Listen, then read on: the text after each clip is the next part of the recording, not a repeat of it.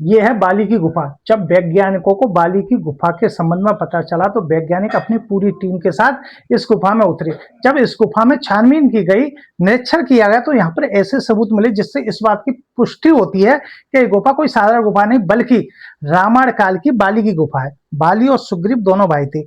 Actual में सुग्रीव की गुफा के संबंध में ज्यादातर लोग जानते हैं, बाली की गुफा के संबंध में लोग कम जानते हैं। सुग्रीव की जो गुफा है वो ऋषिमुख पर्वत पर है, जहां पर सुग्रीव अपने भाई बाली से बच के रहा करता था, क्योंकि मायावी राक्षस की वजह से दोनों भाइयों में मनमुटाव हो गया, इसीलिए सुग्रीव बाली के डर से वहां पर रहा करता था।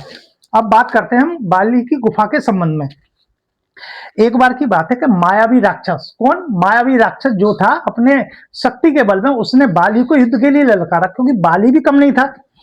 बाली और सुग्रीव दोनों भाई जो है मैदान में आ गए। इस बात को देखकर मायावी राक्षस जो था वहां से भागा और एक गुफा में जाके छिप गया, क्योंकि बाली मन बना चुका था कि अब की बार कुछ भी हो जाए इस मायावी राक्षस को ढूंढकर मारना ही है। इसीलिए उसने अपने भाई सुग्रीव को गुफा के मुख पर खड़ा किया, जिससे कोई बाहरी सहायता इसके लिए ना आ सके।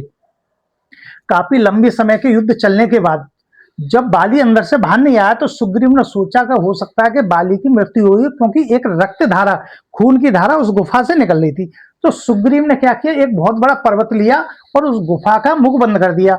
जब बाली अंदर गुफा से बाहर आया तो उसने देखा कि जो मुख है वो बंद है। तो उसने सोचा कि सुग्रीव के मन में लालसा आ गई राज्य की, इसीलिए उसने मुझे मारने के लिए उसका मुख बंद कर दिया गुफा का।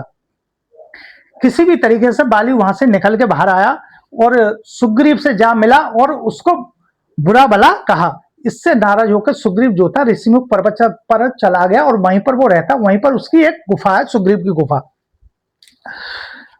जब वैज्ञानिकों को इस गुफा के संबंध में पता चला तो टीम जब वहां पर जाकर उतरी और वहां से जो सबूत मिले उनका निरीक्षण किया।